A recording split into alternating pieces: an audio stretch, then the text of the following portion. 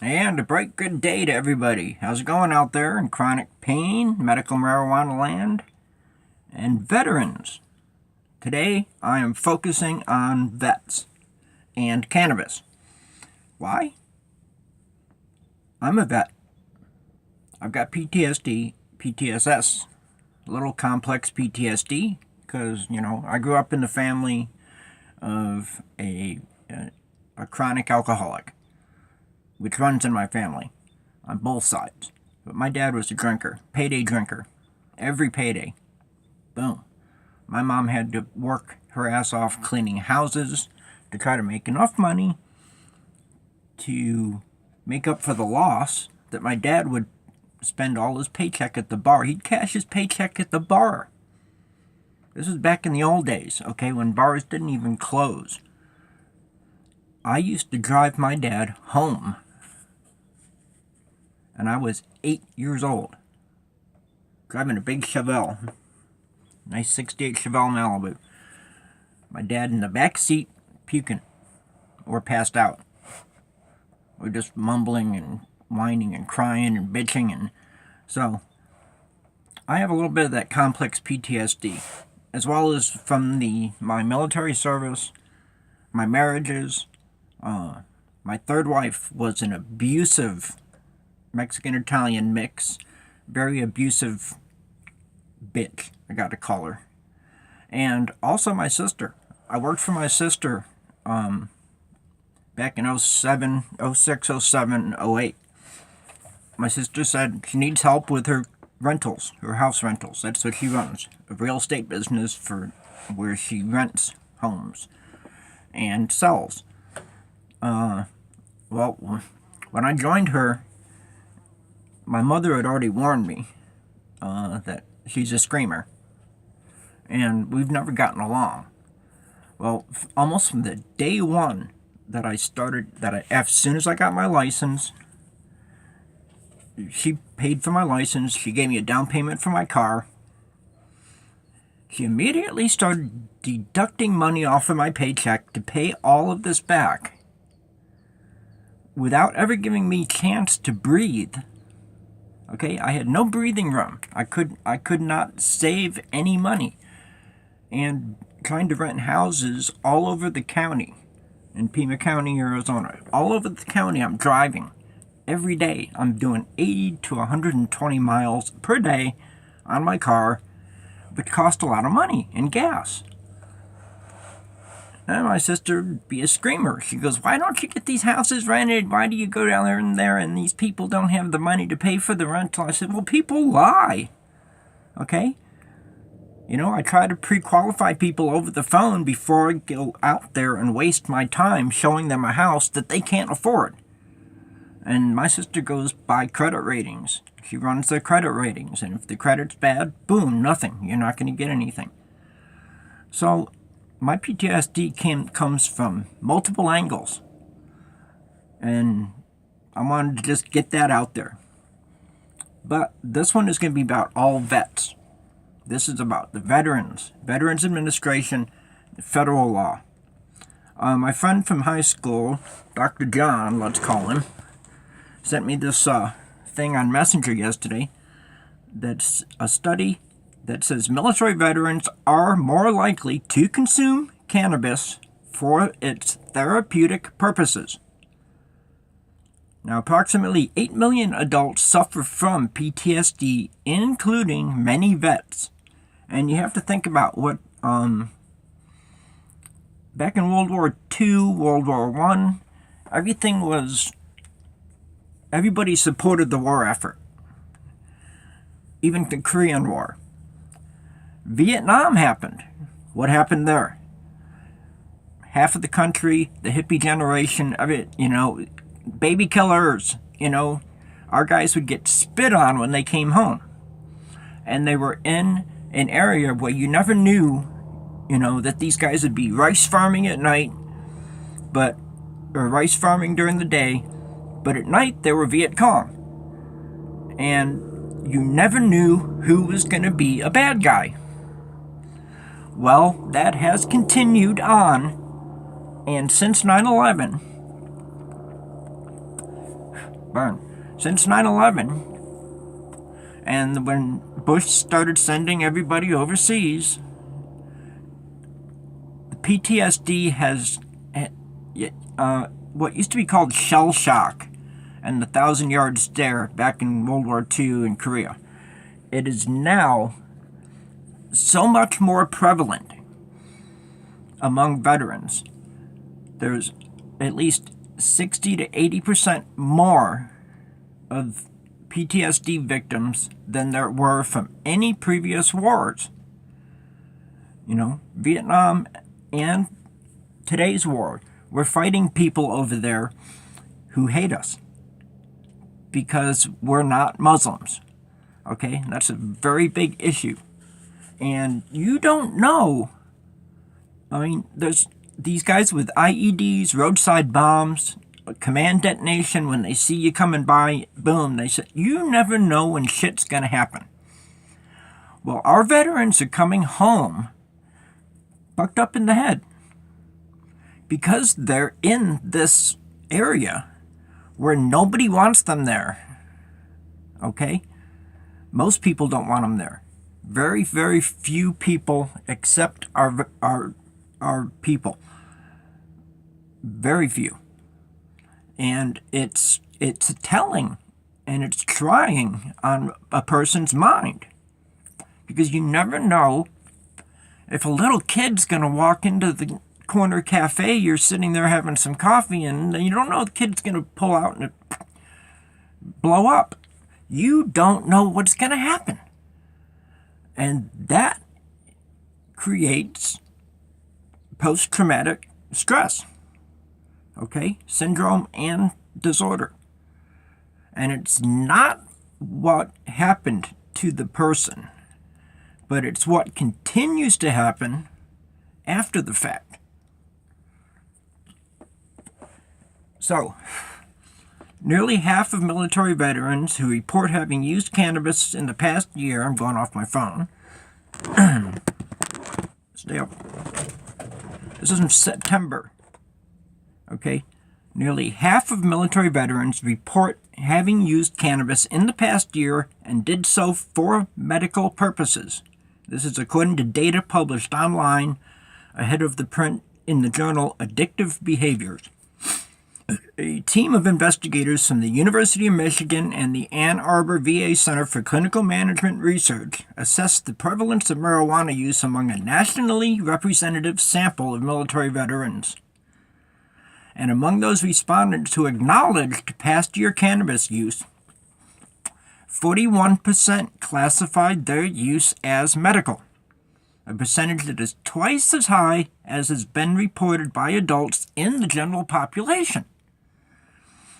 Now, veterans who use cannabis for therapeutic purposes were less likely to meet criteria for alcohol use disorder and less likely to engage in recent heavy episodic alcohol use as compared to those respondents who reported using marijuana for non-medical purposes.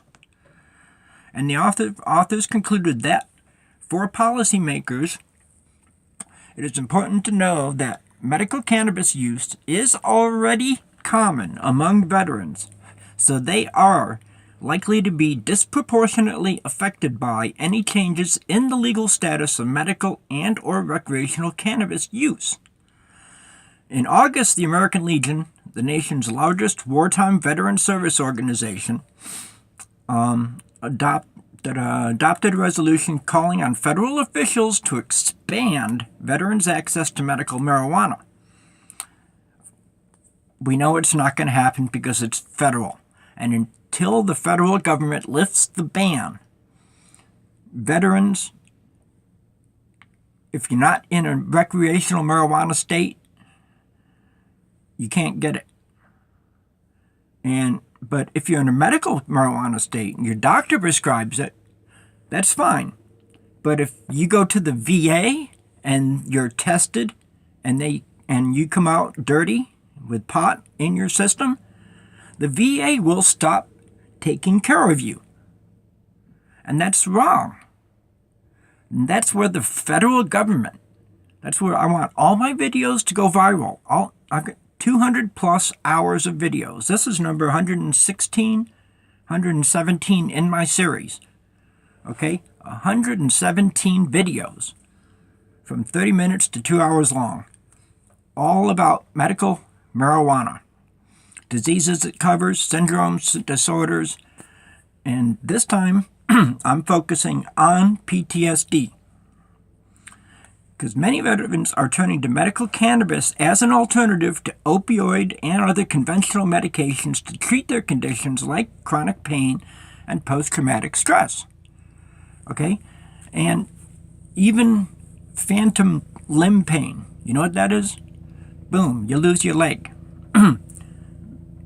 People that lose legs, arms, hands, feet, it's usually a traumatic experience. And your body's nerves still think that the limb is there. And that's where the phantom pain comes from. Say you lose your leg below the knee, your body keeps saying, my right foot hurts. Well, you don't have a right foot. That's your nerves. They're all messed up. And it all happens in the mind. And that creates stress, anxiety, depression, nightmares, daymares, everything. I've got about 4.5 pages of notes I just took this morning. I'm going to go inside here. But I want to put down here that members... Helicopter. Black Hawk from the air park up the road here. Members of the Senate Appropriations Committee voted in July of this year in favor of a budget amendment to the 2018 Military Construction, Veterans Affairs, and Related Agencies Appropriations Bill that permits VA doctors to legally recommend cannabis to military veterans. An identical amendment was proposed in the House, but was halted from consideration by House Rules Committee Chairman Pete Sessions.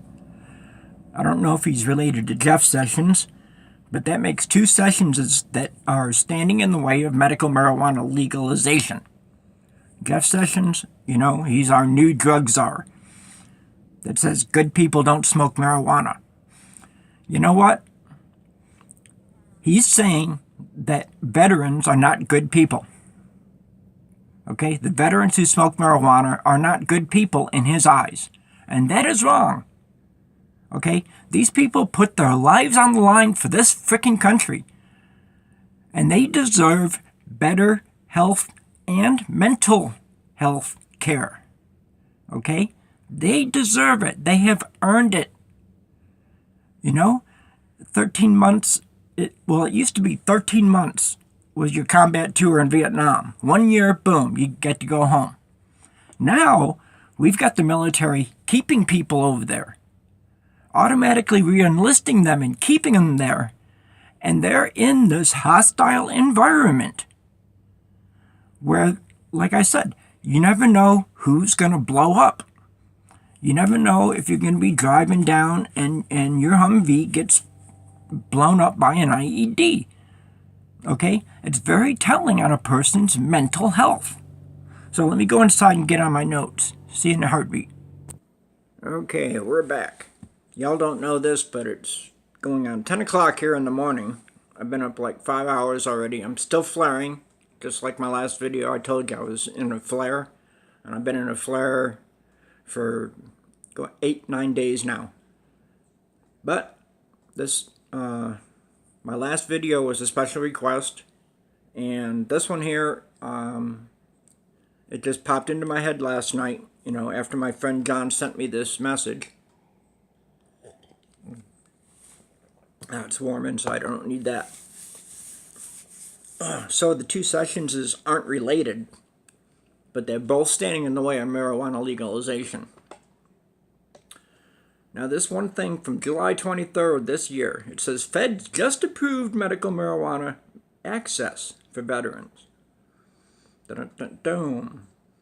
They adopted an amendment to allow military veterans for the first time ever to obtain medical marijuana recommendations through the Department of Veterans Affairs.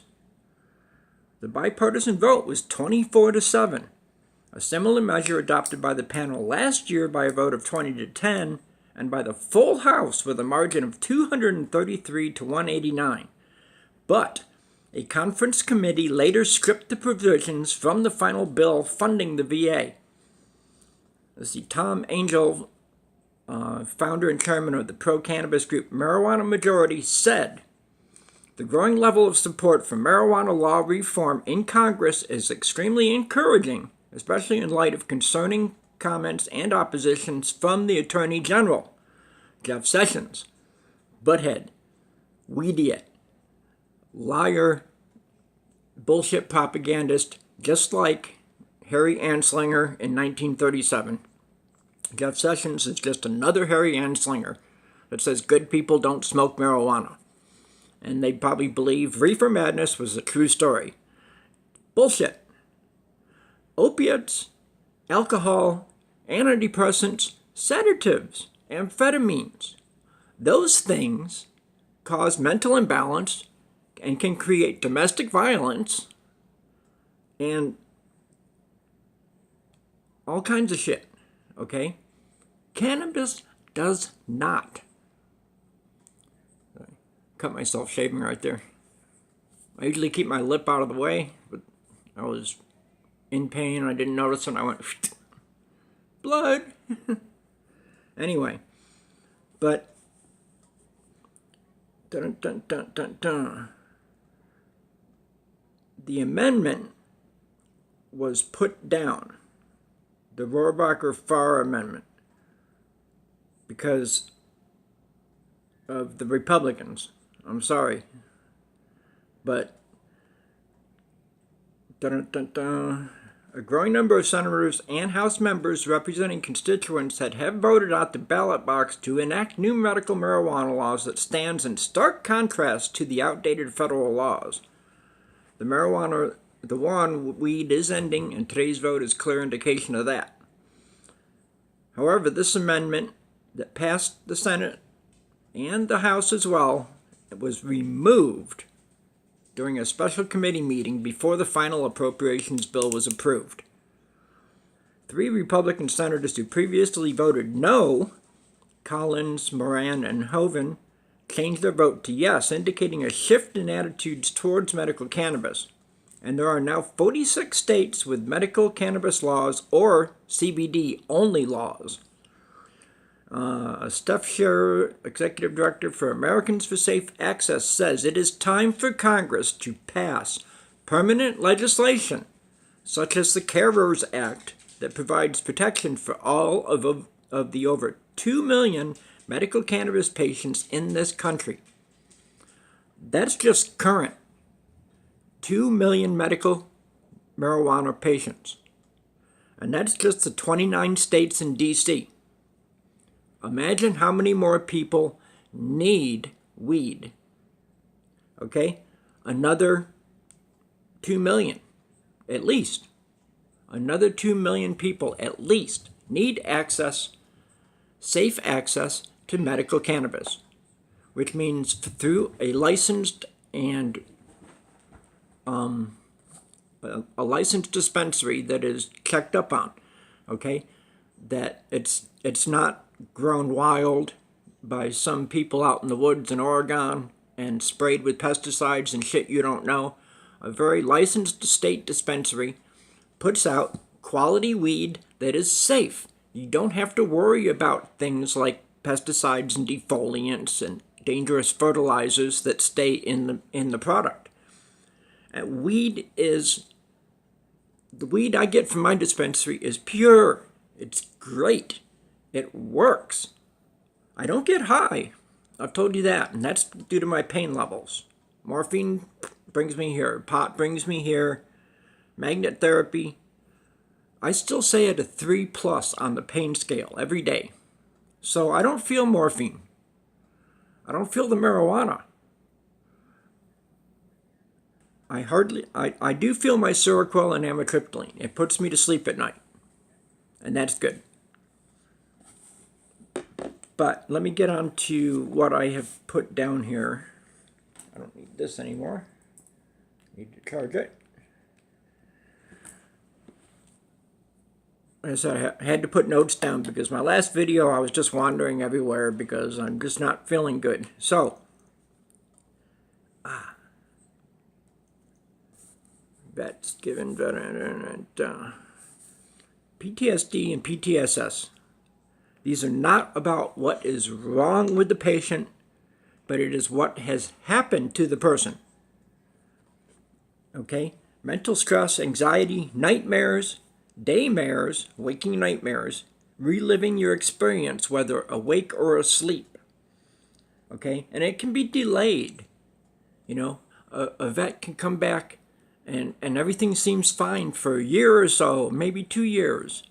And then boom, one night, nightmares start, followed by migraines, hypervigilance, hyperarousal, over-awareness of the situation around you, and reacting wrongly towards things under the fight, fright, flight syndromes. If you know that means fight, fright, and flight.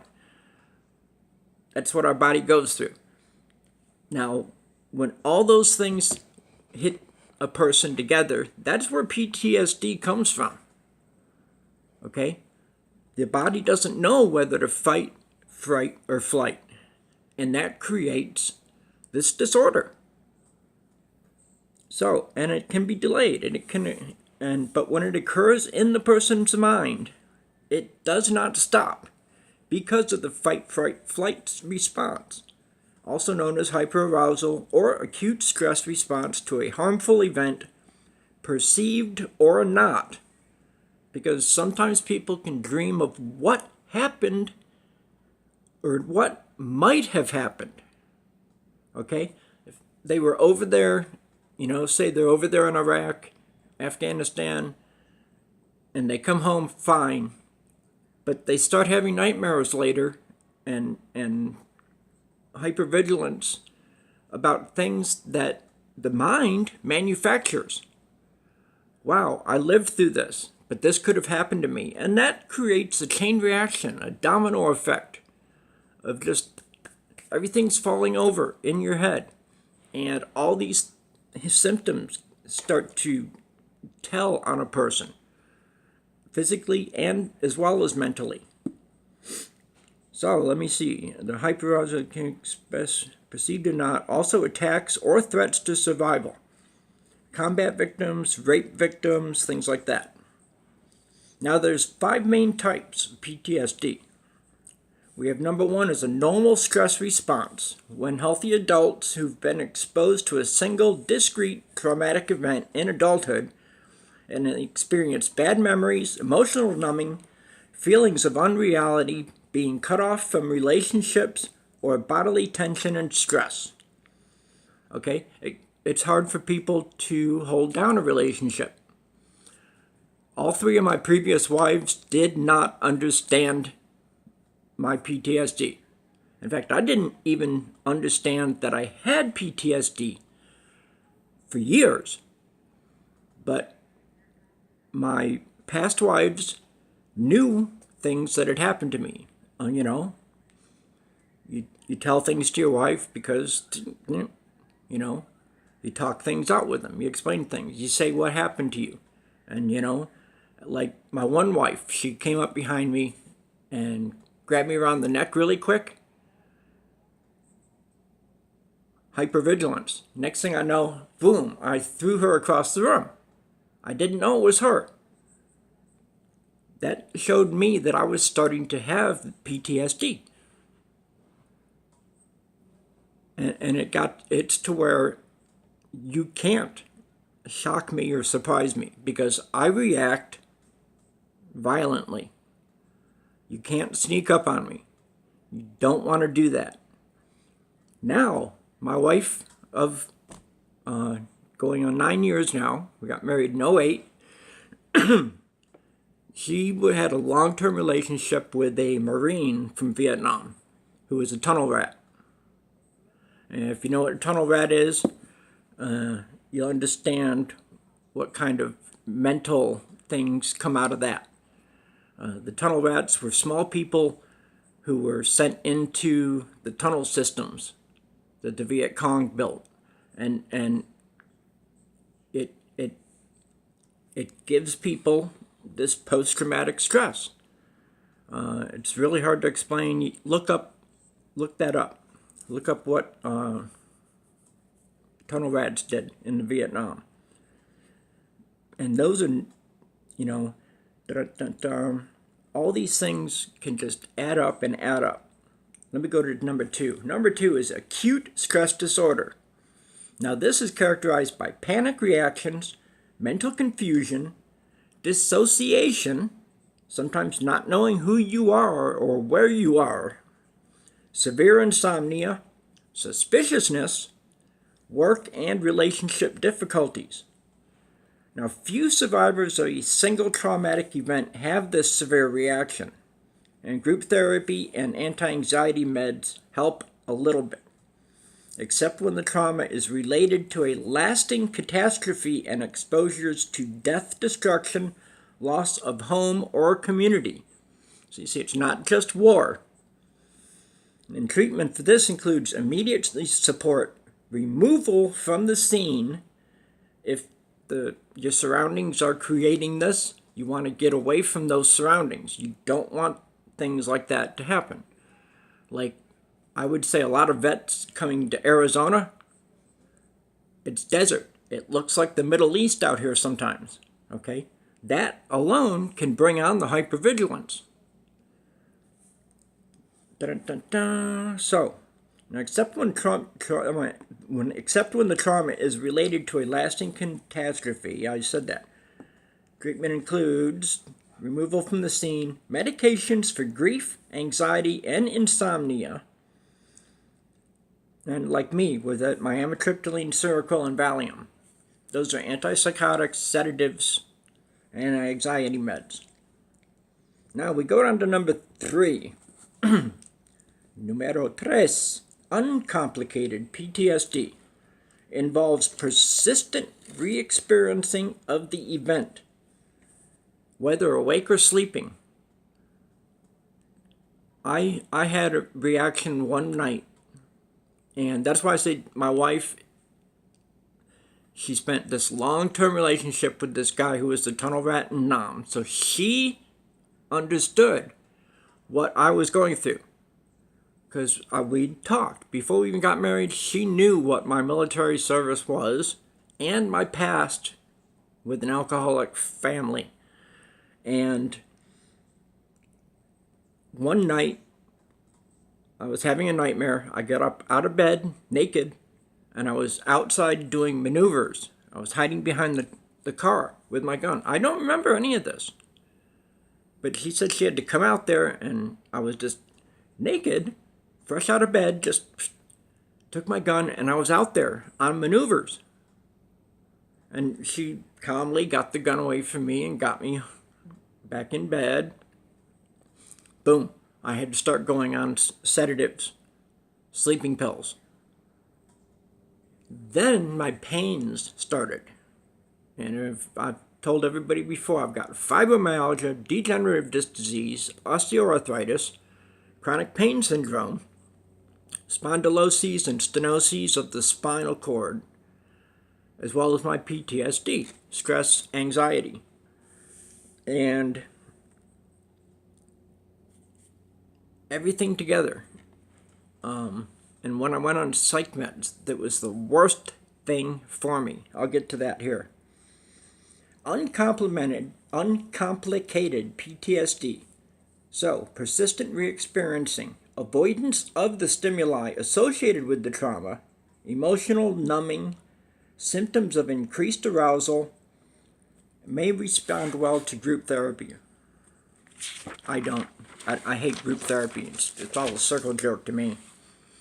But the psychodynamic, cognitive, behavioral, pharmacological, or combo of these approaches are used. Now, 4 is comorbid PTSD. This is actually more common than the uncomplicated PTSD and is usually associated with at least one major psychiatric disorder such as depression, alcohol and substance abuse, panic disorder, and other anxiety disorders. The best results for these are achieved with this when all disorders are treated together instead of by the symptom. And cannabis does that. Because if, as they say, all disorders treated together instead of the individual symptoms, it still puts a handful of pills in your hand. Okay? Like when I was on my psych meds, venlafaxine, Klonopin, citalopram, Seroquel. You know, these things did bad things to my personality. It wasn't until I got off of OxyContin and psych meds, and the doctor gave me morphine and marijuana at the same time, and after 1 year, I was gone from Facebook for like 3-4 years, dealing with these new pains that I had, as well as my PTSD. And when my doctor gave me the medical marijuana with the morphine, I had a monkey on my back with the oxy and psych meds. Bad, bad, bad monkey. And I went through very bad withdrawal. Now that I'm on the morphine, I don't feel the morphine. I don't get euphoric.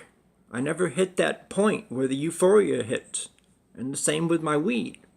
But the combination of the two is excellent. It helps my pain. Both of them together. And the cannabis alleviates any symptoms of addiction. And it keeps the monkey off my back. So if I were ever to drop my morphine, marijuana would be the only thing that will safely help me get through my life. And it is the only thing that has improved the quality of my life.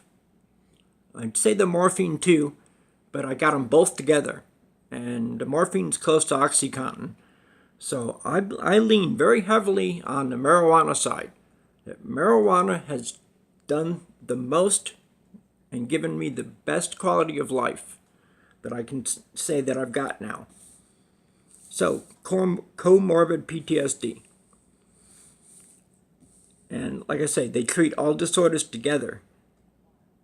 That's when you end up with 10 pills for one problem.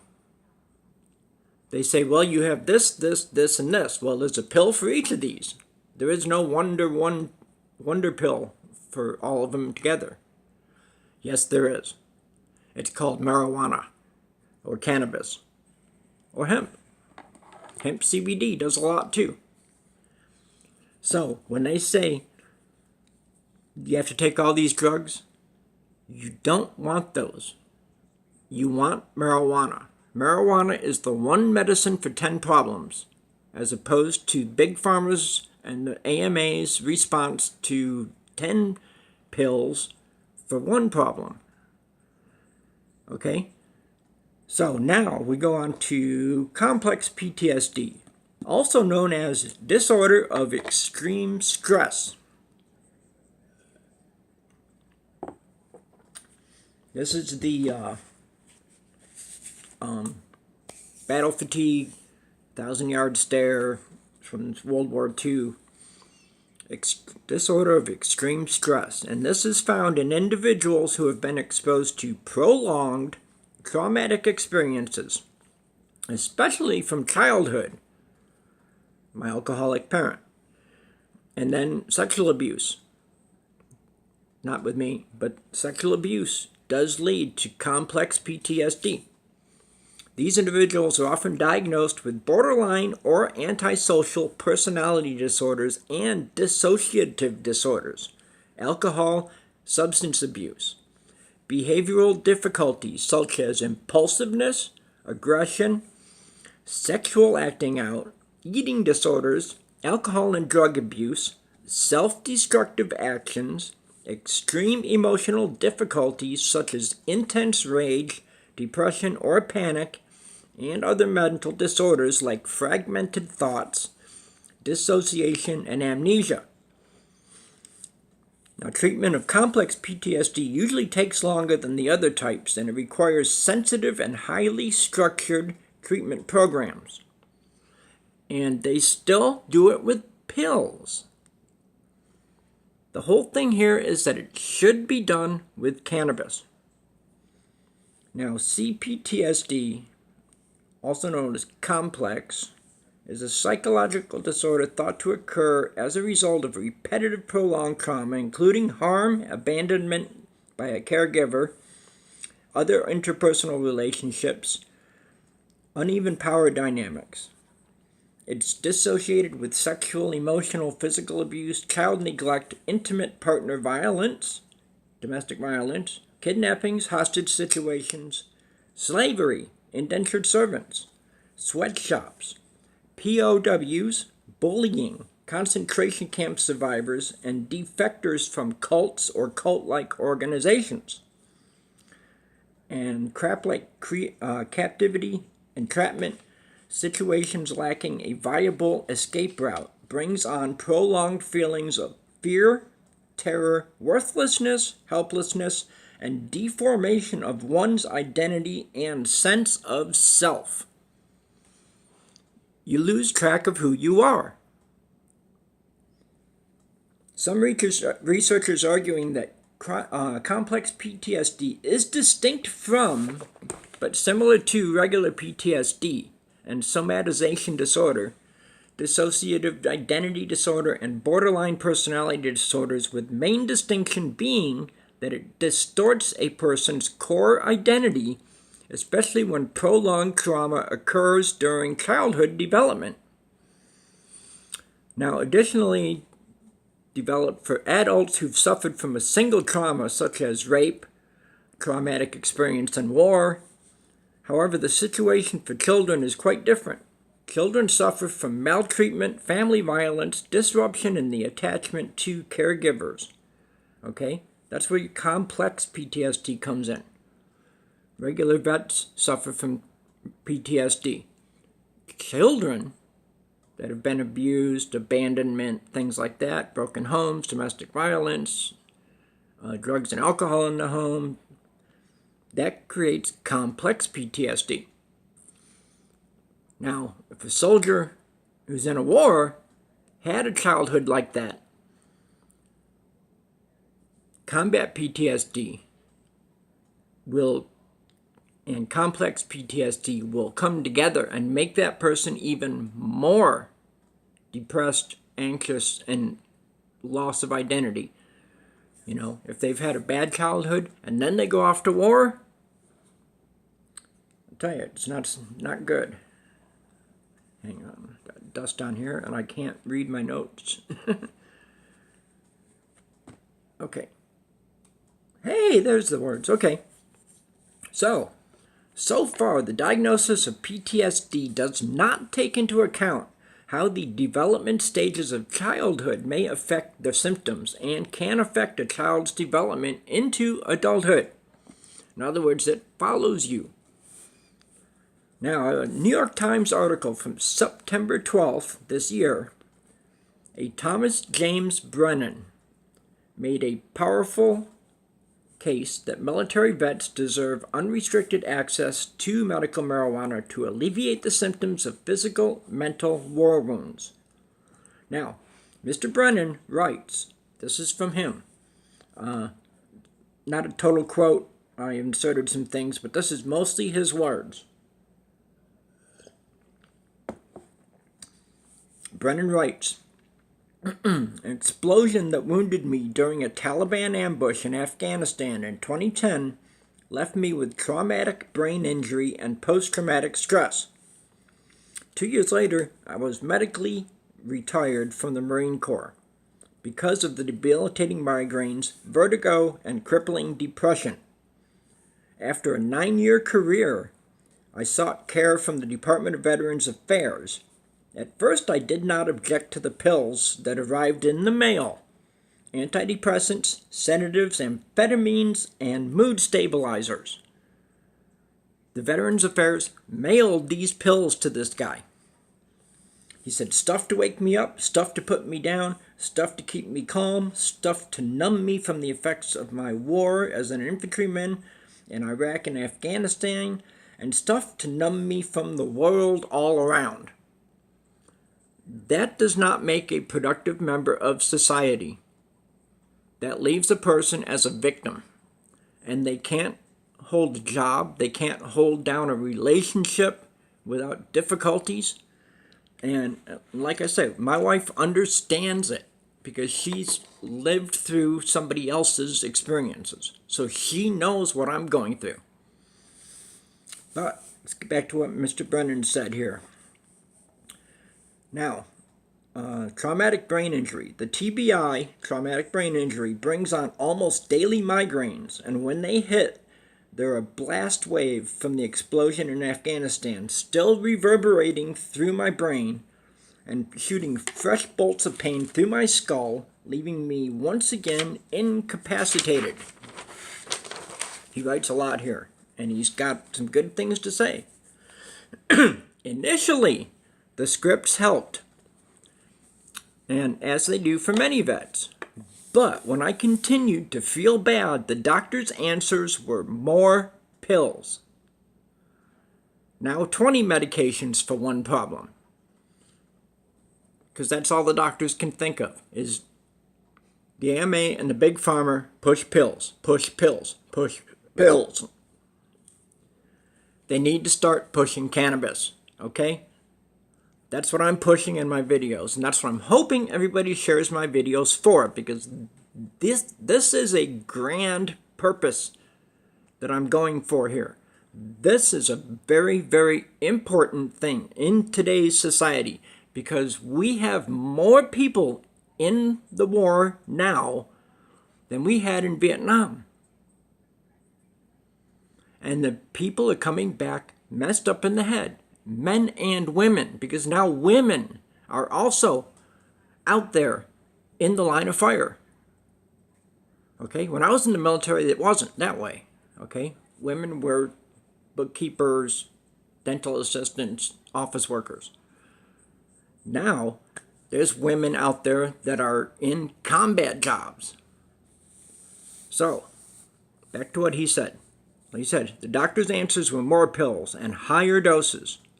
Then more pills to counteract the side effects of the higher doses of the initial meds. Yet, none of them quite worked. One thing they did help, he says, in 2013, the one thing that helped, in 2013, a friend rolled a joint, handed it to me, urging me to smoke it. He promised it would relieve my symptoms. Now, Mr. Brennan says, I hesitated to light up and anxiously paced my empty house all night because I'd been brought up to the theory of weed as a gateway drug. But after a few tokes, I stretched out and slept, and I slept 10 hours instead of my usual 5 or 6. I woke up feeling energized and well-rested for the first time in years. And he didn't have nightmares, and he did not remember tossing and turning all night as usual. He says, I was, as the comedian Cat Williams put it, happy, hungry, happy, sleepy. Now, with the help of a civilian psychiatrist, I began trading my pill bottles for pipes and papers. And I also began to feel less numb. I started to smile more often. I thought I had found the miracle drug. However, that miracle drug is illegal. Now, Mr. Brennan lives in North Carolina, where cannabis is forbidden, verboten. Current punishment for possession or cultivation, even for medical purposes, may include felony conviction, imprisonment, loss of child custody, and permanent damage to the livelihood of the family.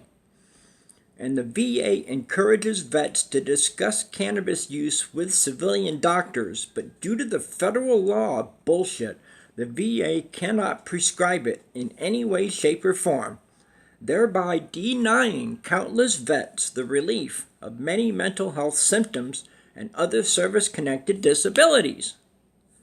For more than 360,000 post-9/11 vets with brain injuries, the medical benefits of marijuana are not universally recognized, and as many as 1 in 5 vets are thought to suffer from PTSD. Medical experts like a Dr. Frank Ochberg Ochberg, a psychiatrist and former associate director of the National Institute of Mental Health, believes that medical marijuana absolutely belongs in the pharmacy for post-traumatic and brain injury treatment. Dr. Ochberg states that the VA is failing their veterans by not making cannabis a viable treatment option.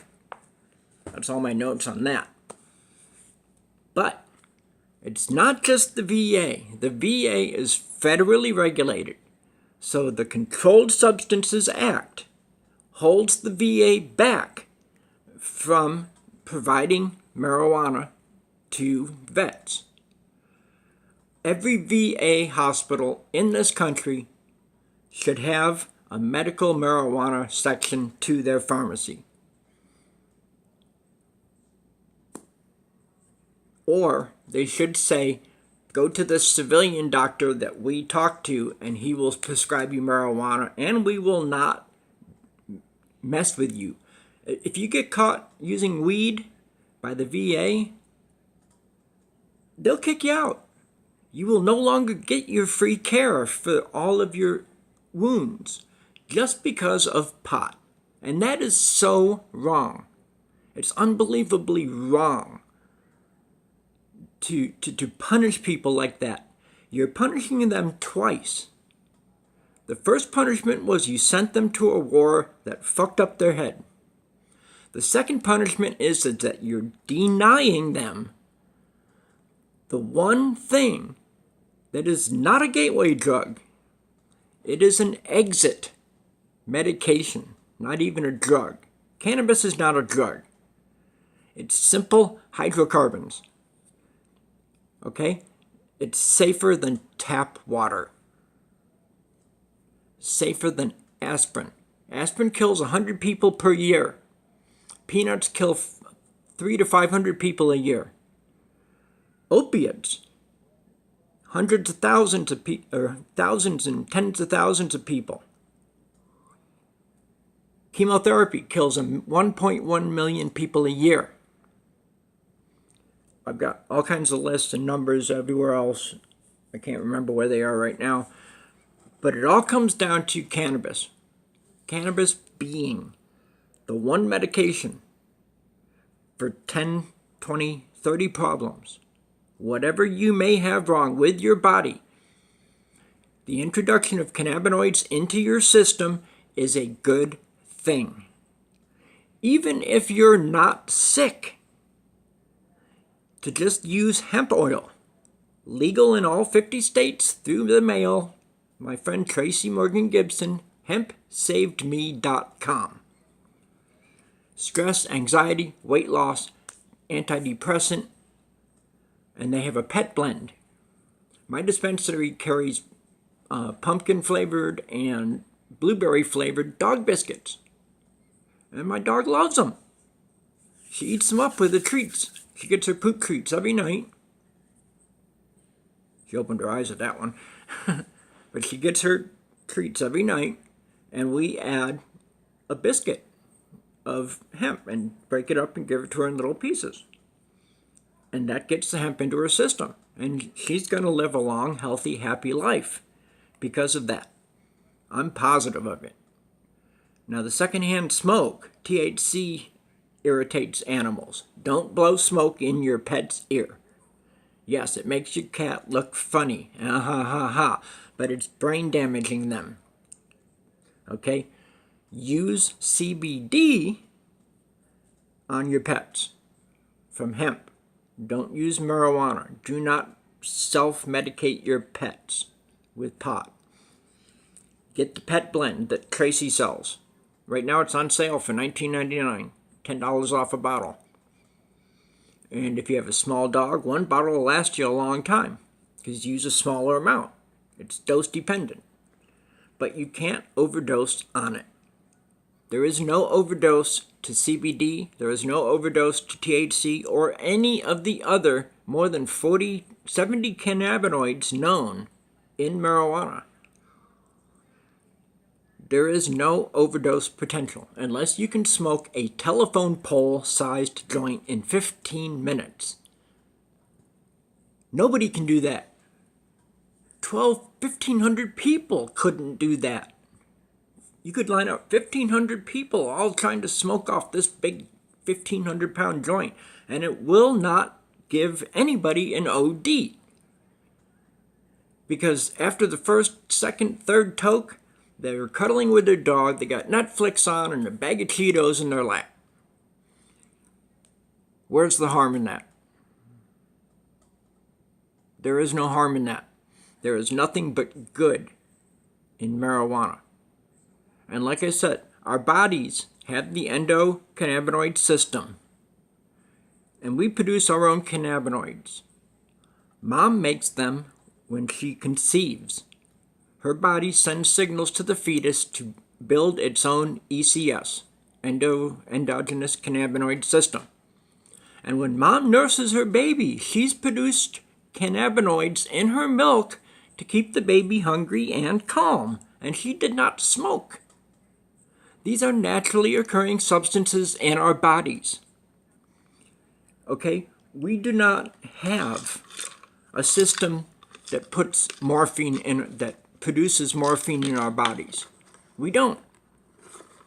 We have the limbic system, and we have, chemicals that do happen in the brain that do things for us, that help with pain relief and euphoria and all this stuff. But they're not totally strong enough to handle all the vicissitudes of life that there are today, especially things like PTSD. Okay? We have the receptors in our bodies for cannabinoids.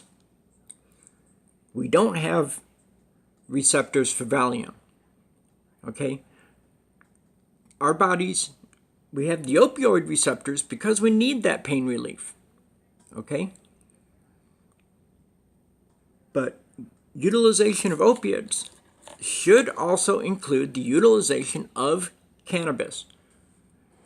My doctor and I stumbled on this, and since then I have become this activist to tell you all, to tell everybody, and to share my videos and get the word all the way up to the Oval Office. Because President Trump needs to know that his Attorney General is an idiot. I'm sorry, Jeff Sessions is an idiot. And he's a politician. I can call him whatever the hell I want. Because that's what happens when you get yourself in the public eye.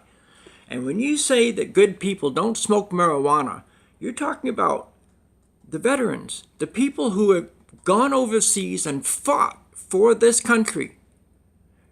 For you, Jeff Sessions, they fought for you and your right to freedom and your right to say that good people don't smoke marijuana. You have the right to say that, but it doesn't make it right. You may have the right to say it, but it is not wrong. It isn't right. It is wrong. And it is wrong to condemn something you know nothing about. Now, as far as I'm concerned, Jeff Sessions knows nothing about weed. He is a weediot. Okay? And even the people that are giving him, writing his speeches and giving him these things to say, they're stupid too. They're weediots. They have no idea. They use flawed data.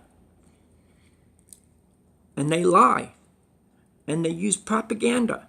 Just like Reefer Madness was. Okay? In 1937 was the downfall of the human race. Because hemp and cannabis were out of the food chain. And people are no longer able to utilize these. And what do? We use pharmaceuticals. Because that's what happened. When we took marijuana out of the pharmacopoeia in 1937, where it had been for over 150 years, we saw an upsurge in cancers, an upsurge in drug abuse, an upsurge in all kinds of things, bad things, all because they banned cannabis. Now, tell me that cannabis is bad. Show me how it's bad. I'd like to see that. And don't quote God. don't quote the Bible.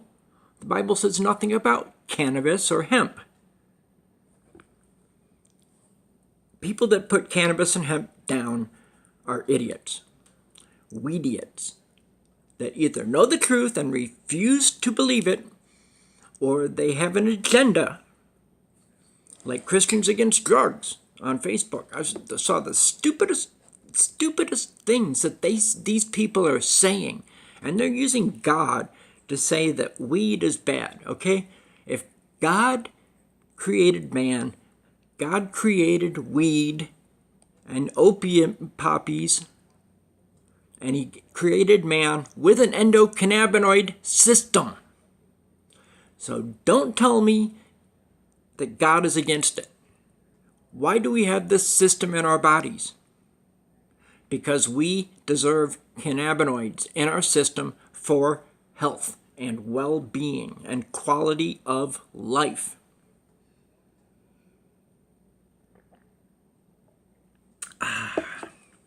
Coffee. Good coffee. I'm going to be asleep pretty soon. My pain levels, it's not just my PTSD, it's pain too. I sleep 5 to 6 hours at a time. I'm awake 5 to 6 hours, and I have to go back to sleep for another 5 to 6 hours. During the afternoon, I actually nap 2 to 3 hours at a time, because I get up and I have to make sure the dog can go out, and at 3 o'clock in the afternoon, I have to feed Sonny Boy, his fat boy, his food. He's got to have his dinner. He goes meowing around. Starting at 1:30, he'll start meowing, and I got to keep telling him, wait. But I grift. Cannabis, hash, my salve, my tincture, THC tincture. Just glycerin and THC that you put under your tongue. Soaks in, gets into your system quickly. It's great. A salve made with cannabis. Topical. You're not getting a skin buzz, but it kills pain. It relaxes muscles. This muscle here I've had for almost 12 years, I think. It's been swollen and painful. And it's always been swollen more than this side. I don't know if you can even see it here, but you can see the imbalance in the height of my shoulders here. It's almost like half-inch difference.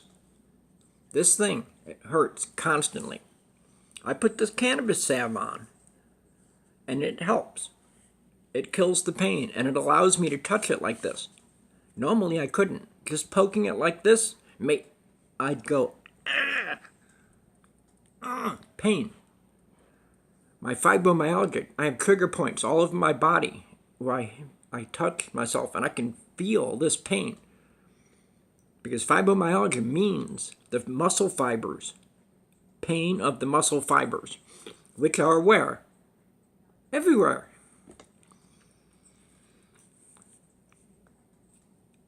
Uncontrolled bone growth on my neural foramen, where my nerves come out of my vertebrae.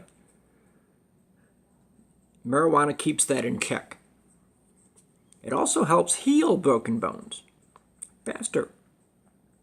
It does so many things for our body. I've got the list.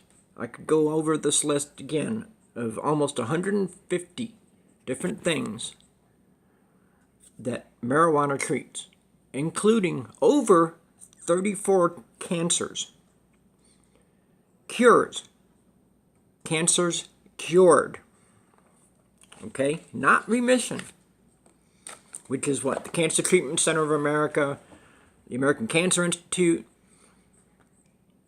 regular cancer doctors in the hospitals, they don't even promise remission. They're not allowed to say promise, healed, cured.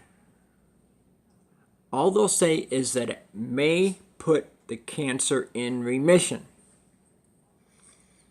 Rick Simpson has proven it. Dennis Hill proved it. Tommy Chong has proven it. And And longtime smokers like Willie Nelson has proven it just by living a long, happy, healthy, hungry life. They've proven it.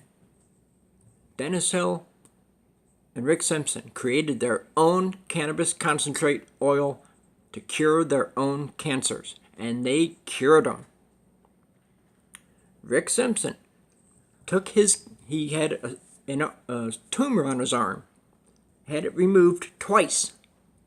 It came back. When it came back the third time, he experimented and cooked down his own cannabis oil. You can look it up. You look it up online. Look up RSO or Rick Simpson oil. Phoenix Tears, the Rick Simpson story. Run from the cure. Learn how to make it. You can make your own Rick Simpson oil. And if you got cancer, you start out with a half grain rice size until you're doing a gram a day.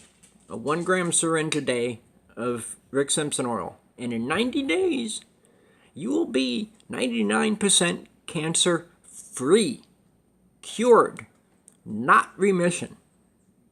Now cancer treatments,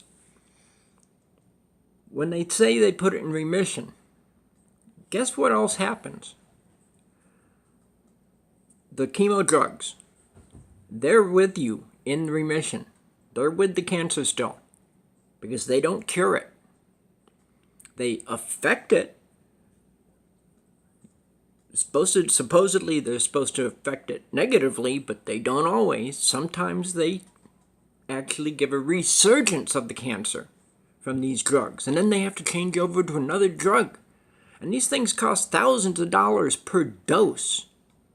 And sometimes you have to have a weekly treatment, $4,000 to $10,000 a month. And when you die from your cancer because they can't cure you from it, your family's stuck with all that money. All those bills is just wrong. Let me go outside one more time and finish this. Hold on. Here we are, back where we started. Yes, I smoke cancer sticks. I'm not afraid of cancer. I was diagnosed with emphysema, but guess what? Smoking cannabis is curing it. I had COPD, chronic bronchitis, and asthma. After my first 6 months of smoking marijuana, I realized my albuterol inhaler I no longer needed it. It was sitting over in a corner, collecting dust. I threw it away when it was a year out of date, and I hadn't used it in over 18 months. Okay, just imagine that. Smoking cannabis heals the lungs. The THC and CBD together strip the plaque off of your neurons in your brain, reversing Alzheimer's and curing it. And I said, Rick Simpson oil, the cure for cancer, not remission. Chemo and radiation stay in your body. And when you've had cancer and you go through chemo and radiation without cannabis, and you get into that remission state, 7 to 10 years, 90% of cancer patients have a resurgence of the cancer and it comes back multiplied with the chemo and radiation. People's hair falls out permanently, their teeth fall out, you feel nauseous and sick all the time. Cannabis fixes that. Where chemotherapy kills 70% of cancer patients, cannabis cures 70% of cancer patients. Now, at 1.1 million people dead a year from chemotherapy, that's the 70%. So, 1.1 million people per year can cure their cancer through the use of cannabis. 1 + 1 = 2. It's a fact. Look it up. Do what I tell people. Google search. Look for yourself. You can find this stuff all over the net. I could have gone over 6 different websites that were all about vets and PTSD with marijuana, but I just needed that one guy, Mr. Brennan's story, because that right there is how it works. He is not an isolated case. Cannabis will do the same thing for everybody. Simple. So, we need to lift this federal prohibition on cannabis. Totally. Just let every state, even if a state says they want to keep it illegal, if the federal government legalizes it and lifts the prohibition, then you can sue your state for not letting you smoke marijuana for your health. If you have a health problem that marijuana cures and your state won't let you smoke it, even though it's federally legalized, you have a case against your state. And we're a litigious society. People are suing people left and right. And the drug companies, just lately, Invokana and Invocamet, I've been talking about that. Diabetics increased amputations because of using these glutides, these drugs, these poisons that come from recombinant DNA from animals and plants. Okay? The only way we're supposed to ingest animal and plant matter is in our food. Okay?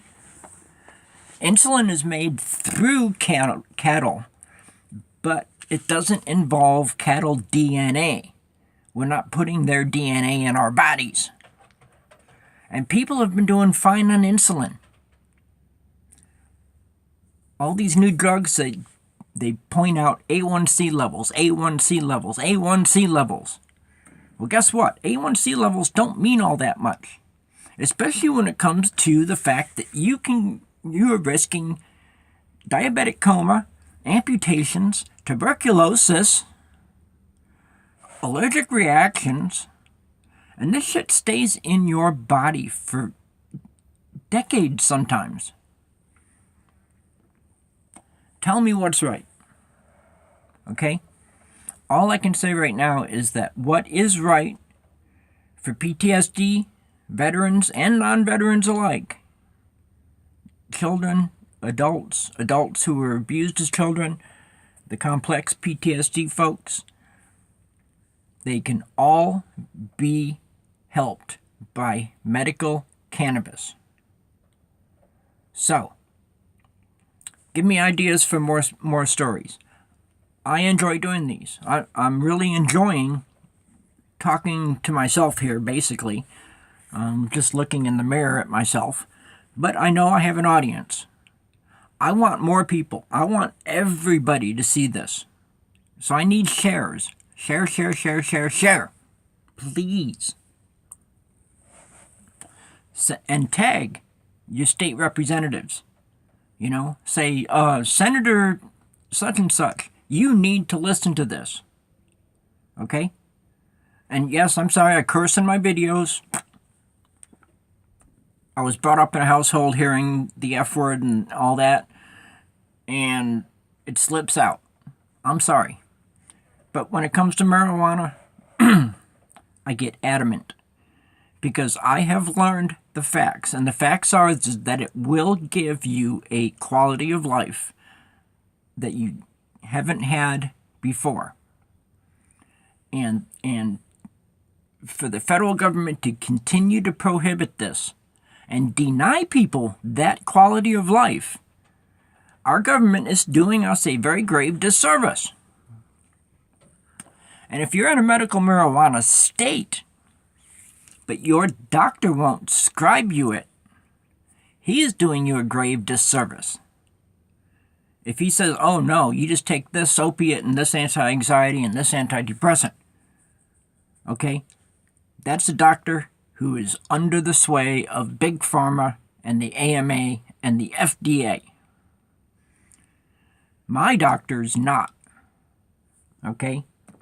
Because he waited. It was 2 years after marijuana became legal here for medical use. So Arizona's a medical cannabis state. When I started having the bad problems with the OxyContin and psych meds, and I had my blackout, he took me off the Oxy. I detoxed. I was in the worst pain of my life. But as soon as I started with morphine sulfate and pot together, I'm now happy, hungry, healthy. I can sit here and talk. 5 years ago, I would not have been able to. I would be a different person. You would not believe the things that I did and said. I don't believe them. But my wife reminds me. And it all comes down to cannabis being the miracle cure. And it's not a gateway drug. It is an exit drug. In that it helps you exit all the bad things in your head. It helps. It is cathartic. It's a wonder. It's a wonder plant. And hemp needs to get back into the food chain. Lactose intolerance took a big giant leap as soon as hemp was banned also, because hemp was no longer in the animal feed. And wild animals even. They burned down ditchweed hemp. Hemp with high CBD concentrates that belongs in the food chain. And it's been there for millennia. Well, the banning of hemp along with cannabis took it out of the food chain, and we've seen an increase in lactose intolerance and other food allergies. Why? It all came down to hemp and cannabis. They were in the food chain, and they belong in the food chain. We need to start putting hemp back into animal feed, and it will give us better food, and it will get into our systems. I drink oat milk and hemp milk and almond milk because I'm lactose intolerant. I cannot take milk at all, regular milk. When it's fresh out of the cow, yes. Once it's been pasteurized, my body reacts violently to it, as far as vomiting and diarrhea. Gotta be blunt. It's what happens. Okay? I turned allergic to milk when I was just a preteen. I think I was 12 or 13. Is when I drank milk, and boom, I had a bad reaction to it. It was like, God, this never happened before. Well, now with almond, hemp, and oat milk on the shelves, I can enjoy cereal again. I can enjoy a glass of milk because it doesn't taste the same. It tastes better than cow's milk, and it's healthier than cow's milk. It has less sugars in it. It's got more protein. Okay? It does a body good. Hemp milk, oat milk, almond milk. They're good. Cow's milk, until we put hemp back in the feed, we're going to keep seeing people lactose intolerant. It's the facts. It's facts. We've had a revolution in 1700s due to the Boston Tea Party and our refusal to pay for English paper, because we found hemp here and we grew hemp and made our own paper. Ben Franklin grew his own hemp. Washington and Jefferson grew their own hemp. And sweet hemp, which is cannabis. The Declaration of Independence is written on hemp paper.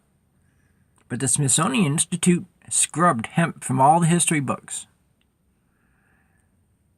It should all come back, because the prohibition of cannabis has done nothing but bad things.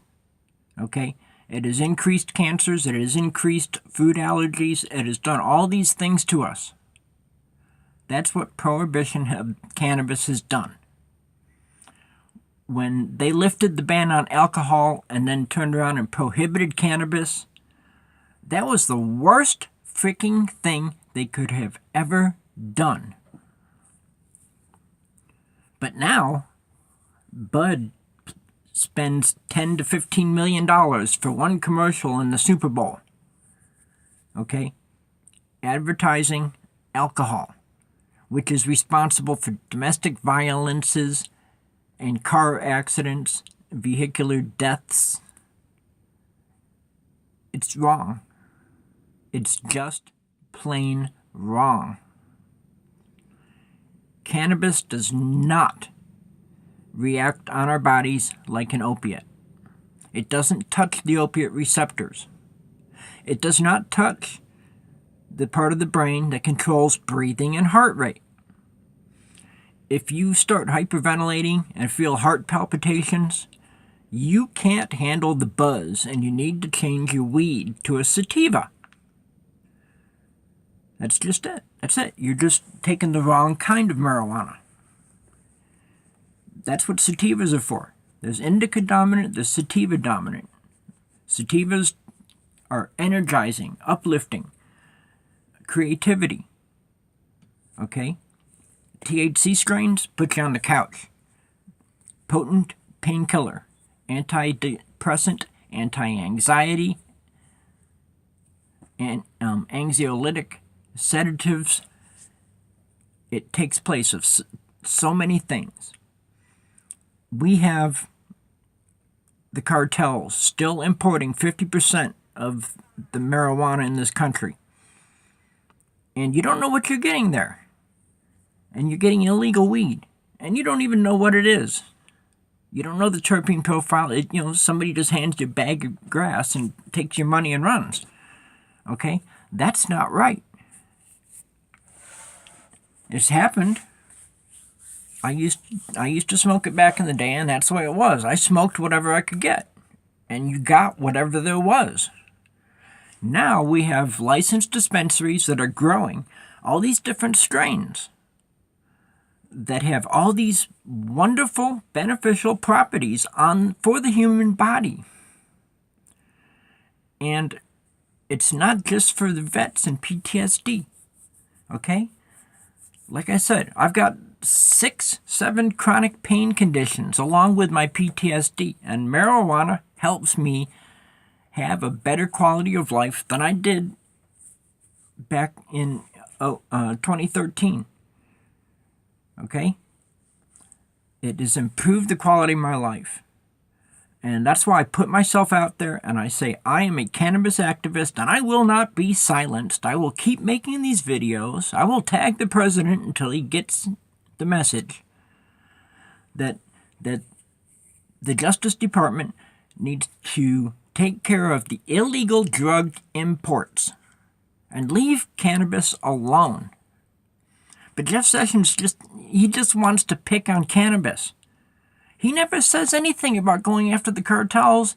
He just says marijuana is not for Americans. Okay? Sorry, Jeff Sessions, you have an endocannabinoid system in your body and you cannot fucking deny it. Your body requires cannabinoids when it becomes ill.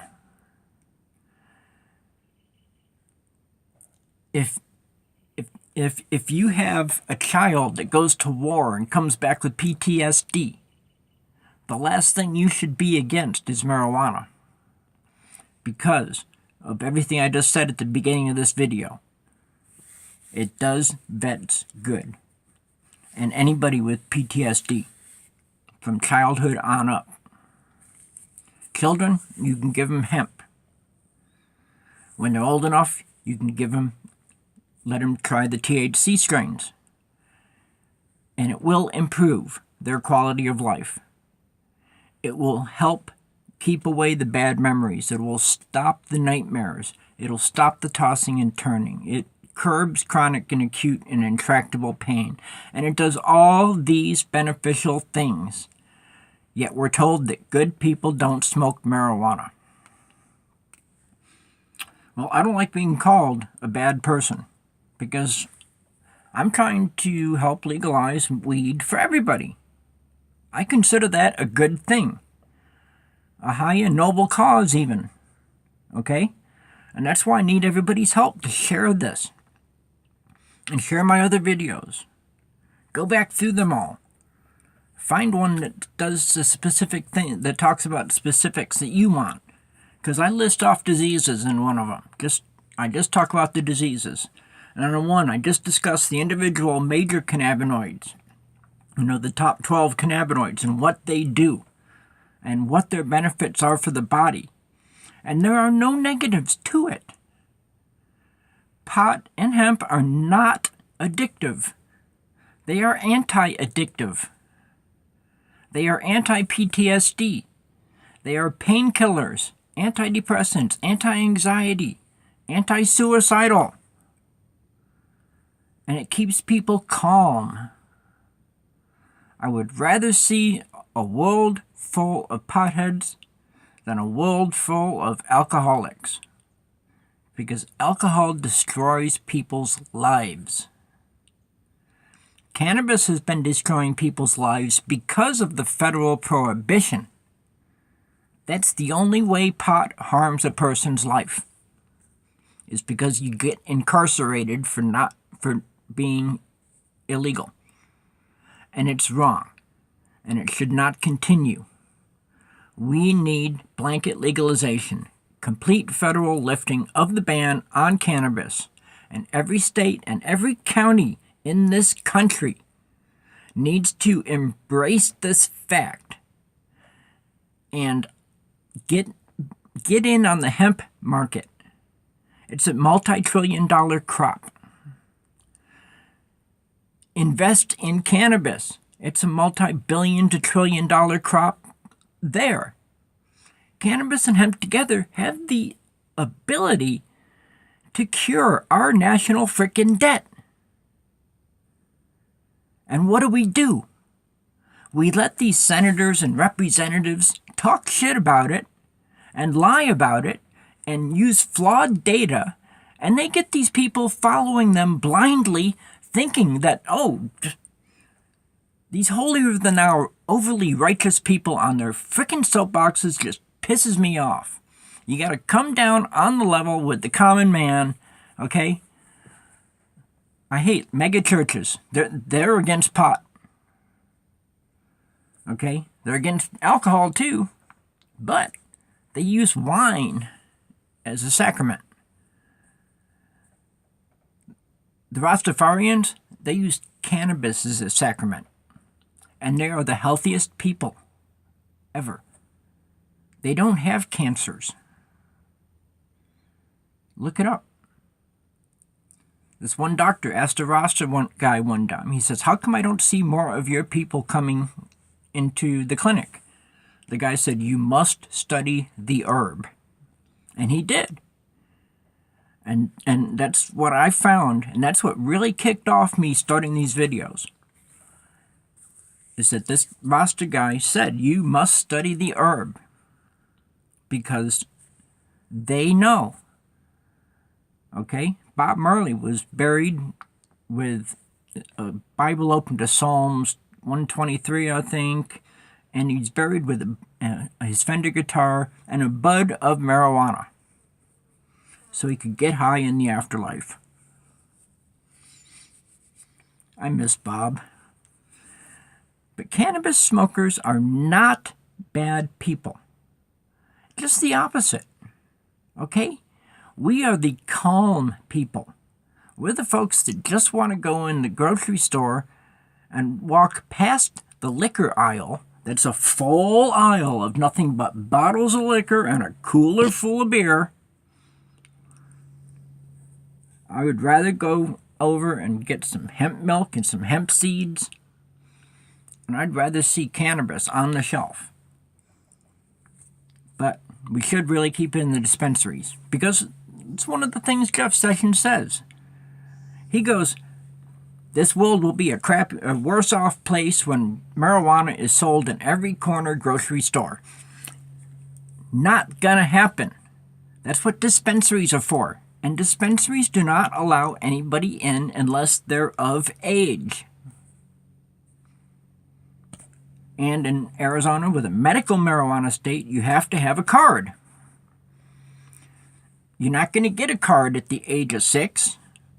You're not going to get a card until you're 18 or over and you have a qualifying medical condition.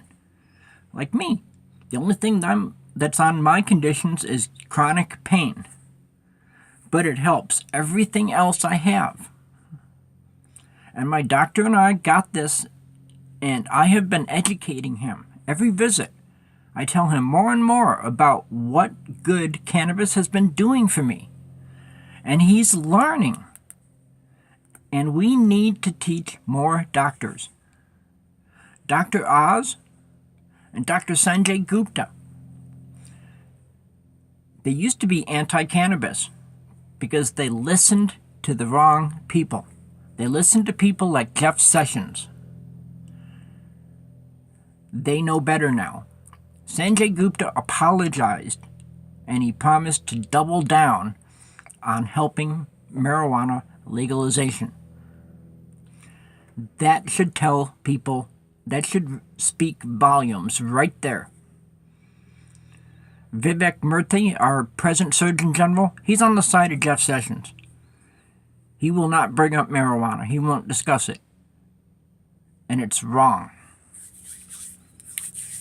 As I say, I'm just going to close it out one more time by saying we have this ECS, the endogenous cannabinoid system, in our bodies for a purpose. And that purpose is for cannabinoids to attach to the receptors that are in our bodies and to heal us from hundreds of diseases with thousands, uncountable numbers of symptoms and signs and disorders. And it's just freaking crazy.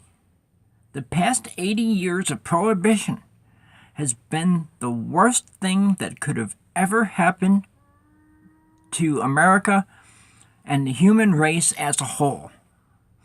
Because all these other countries follow in America's footsteps. Well, North Korea, one of the toughest countries to live, most communistic, backwards-ass, militaristic, Kim Jong-il and his son now, they don't care about pot. As long as you don't put down Kim Jong, you can smoke it, grow it, trade it, give it away. They don't care. Some countries over there, Ukraine and some other places, have totally legalized it because they listen to their scientists and doctors. And that's why I need my videos to go viral. And not only politicians and lawmakers, but doctors and scientists and pharmacists need to get on the bandwagon and help legalize cannabis for everybody. Because it is the right thing to do. And I think I'll close off on that. Cannabis legalization is the right thing to do. Peace out, everybody. Help me legalize pot. Share my videos. Give me more questions and give me topics for another video. Tell me who you'd like me to address. State representatives, all the way up to the president. I don't care. I will tell them the truth. And the truth is out here on the internet for everybody to see. All of my research and all of my videos has come from a simple Google search. Okay? I looked up pot for vets, and I had 1,200 hits of 1,200 different things and articles and facts proving that cannabis is the best thing for vets. So we need to stop with these pharmaceuticals that they tell us that we need to ask our doctor for. The FDA approves these things as being safe. Yet that same FDA, a year or so later, pulls it off the market because it's not safe. Why does that happen? Because I think Big Pharma is fudging their numbers, and the FDA does not back it up and look and see. They believe until all these deaths, dismemberments, and shit happens, and then they put the drug, and then they recall the drug. That's so stupid. It is so beyond ignorant for cannabis prohibition to continue. And yes, I'm calling any politician that stands in the way of marijuana legalization as a frickin' idiot. And I hope you get voted out in next term, because it's getting up to the 80 percentile of Americans who are in favor of medical marijuana. And these are not just from the 29 states. These are from all states. Children alone can benefit just from hemp. Yet it's being denied. It's being denied. Children suffering painful, debilitating seizure diseases, epilepsy, Dravet's, things like that. Okay? Our senior citizens suffering from Alzheimer's. And then they're not really suffering. They're happy-go-lucky. They don't know who they are. They forget their past.